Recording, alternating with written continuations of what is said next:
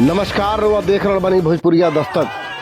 काराकाट लोकसभा क्षेत्र में निर्दलीय उम्मीदवार के तौर पर प्रत्याशी के रूप में उतरल सिने स्टार भोजपुरी के पावर स्टार कहे जावला पवन सिंह दूसरा स्थान पर अनी और बहुत बेहतर संघर्ष देखनी, लेकिन ये सीट के वहाँ के छोड़ल नहीं चाहत। यही दृष्टिकोण से वहाँ के छठ के अवसर पर विभिन्न काराकाट के विभिन्न घाट पर जो प्रसिद्ध घाट बा वो घाट पर वहाँ के घूमनी है और घूम के लोग के बीच में छठ के बधाई देनी और छठ के गीत गा के वहाँ के लोग के खुश भी कहनी।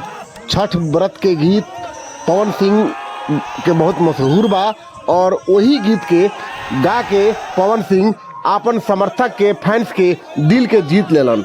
देखी संझौली के शिव सरोवर घाट पर पहुंचल पवन सिंह के किस तरह से अभिनंदन भइल और कौन सा गीत गा करके पवन सिंह लोग के छठ के बधाई दिलन और छठ मैया से आशीर्वाद मांगलन कि लोग के सुखी के कामना किलन। सुनी रुआ पवन सिंह का कहन।